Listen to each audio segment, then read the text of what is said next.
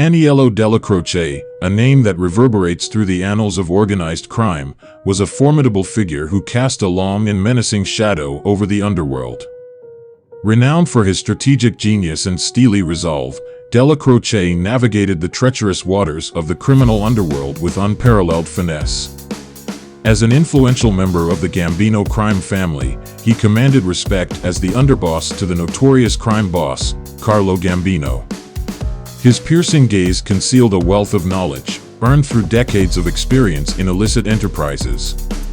With a reputation built on loyalty, cunning, and a strategic mind, Aniello Dellacroce would forever etch his name into the criminal tapestry of the 20th century.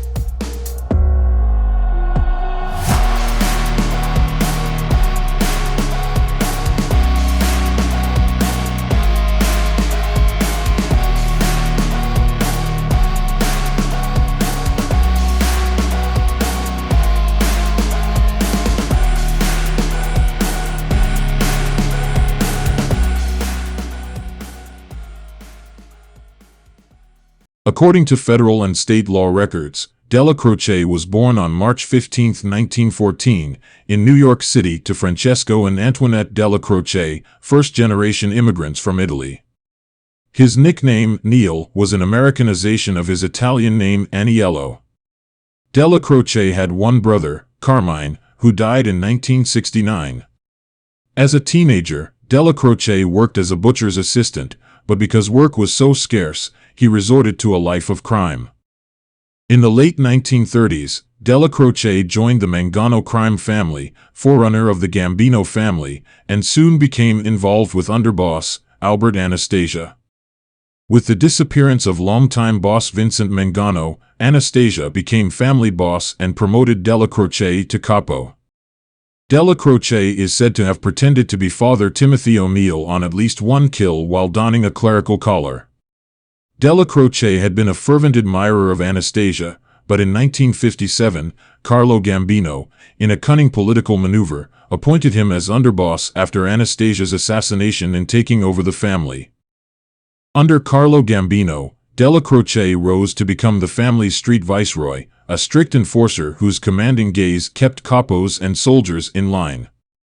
The only mafiosi whose icy gaze sent a chill down one's spine were Carmine Galante and Aniello Dellacroce, according to organized crime detective Ralph Salerno.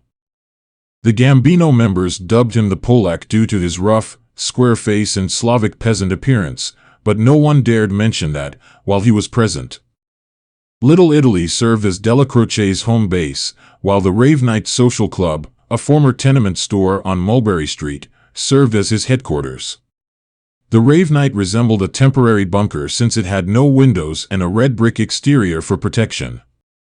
It had previously been a gathering place for the infamous Charles Lucky Luciano in the 1920s and 1930s before becoming a longtime hangout for the latter criminals. Dellacroce also occasionally had a doppelganger masquerade as him in public, to confuse his adversaries, on both sides of the law.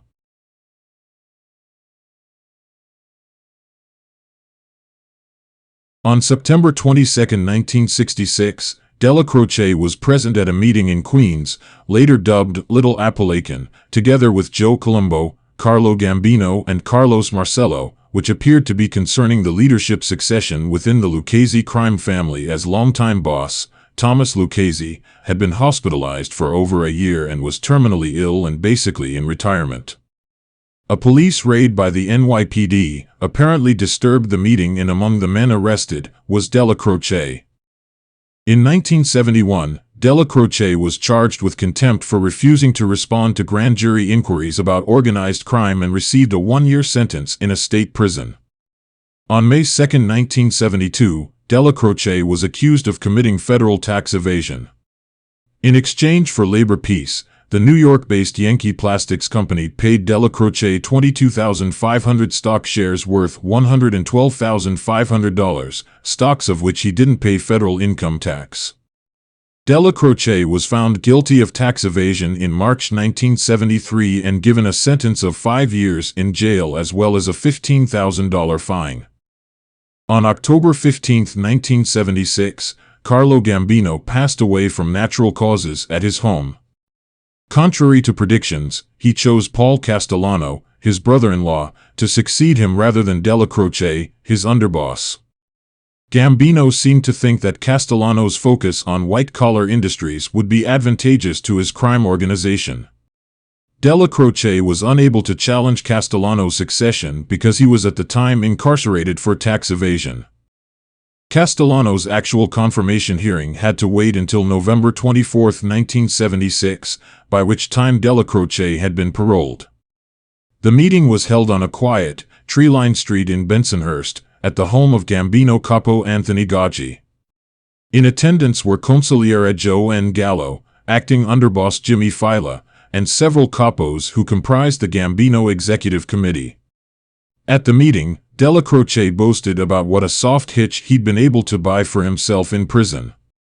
When Castellano addressed the gathering, he had nothing but praise and reassurance for Dellacroce.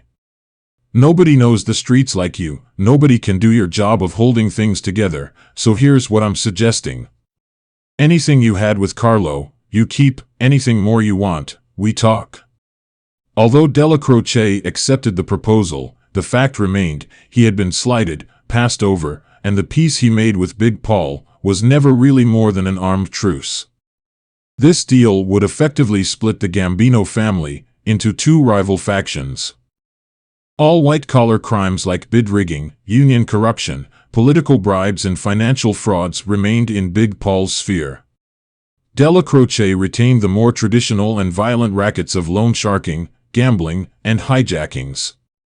But Castellano, as supreme boss, greedily demanded his cut from the loot collected by Dellacroce's crews, which included future Teflon Don, John Gotti. It was Dellacroce's intriguing tales of past mafia glories under Albert Anastasia, the Lord High Executioner and founder of Murder Incorporated, that influenced John Gotti to adopt Anastasia as his role model. And it was John Gotti who believed that underboss Aniello Dellacroce should have assumed the throne of Carlo Gambino. Dellacroce was arrested in 1979, together with Anthony Plate, for the 1974 murder of Charles Calise, a bookmaker in New York City. The FBI thought that because Calise was an informant, Dellacroce had given Plate the order to kill him. Plate vanished while he was being tried and a mistrial was declared in the case. Video surveillance captured Dellacroce hugging and kissing Bruno Indelicato at the Rave nightclub in Little Italy that same year and the same day, shortly after Carmine Galante was killed.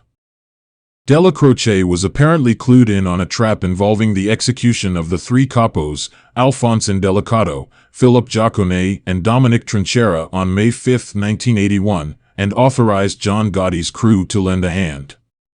Based on an informer's assertions about Dellacroce's nephew, Angelo Ruggiero's alleged criminal acts, a court order was obtained in November 1981 to tap phones at his home in Howard Beach, the same neighborhood where John Gotti lived. The first mafioso compromised by Ruggiero's loose talk was Paul Castellano. Every other Sunday, Ruggiero ventured to Castellano's Staten Island mansion, and as soon as he returned, he was on the phone with Gotti.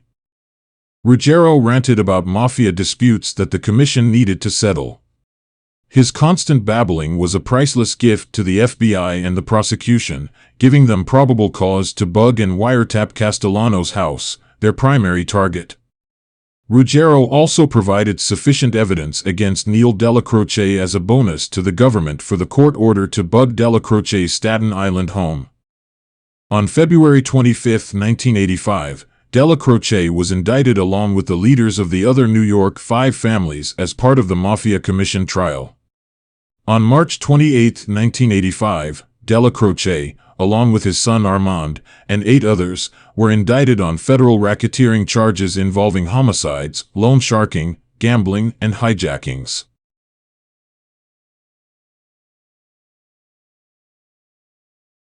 While Castellano was awaiting his own legal proceedings, he expressed his anger at Gene Gotti and Angelo Ruggiero for being arrested on drug-related allegations.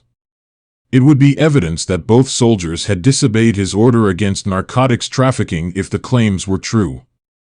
Ruggiero's recorded conversations were the key evidence in the case, and Castellano was furious that Ruggiero had mentioned him.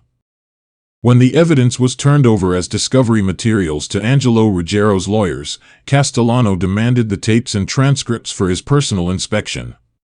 Refusing to let Castellano get his hands on the tapes, Ruggiero urged his uncle Dellacroce to intervene on his behalf.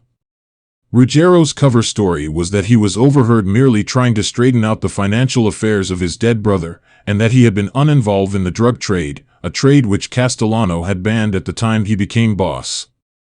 It was an unconvincing excuse, and Castellano in the spring of 1985 kept pressing Dellacroce for the tapes.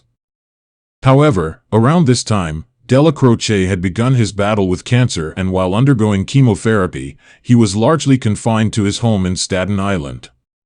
On June 8, 1985, Dellacroce discussed the issue with Gotti and Ruggiero in his bedroom while FBI agents eavesdropped through a bug put in the room, which was ironic, as it was Ruggiero's evidence that had previously justified the court order to bug Dellacroce's home.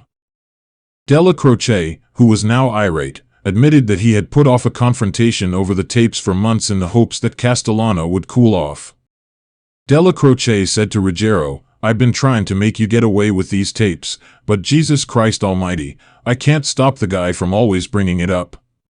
Ruggiero's continuous disregard for Castellano's instructions, according to Dellacroce, might spark a deadly clash between the Gambino factions. Ruggiero adamantly refused to surrender the tapes, and those transcripts, however, never reached Castellano. In 1985, Dellacroce was facing charges of racketeering, tax evasion, and participation in the ruling Commission of Organized Crime, to which his lawyer entered pleas of not guilty. On December 2, 1985, Dellacroce died of cancer, aged 71, at Mary Immaculate Hospital, in Queens.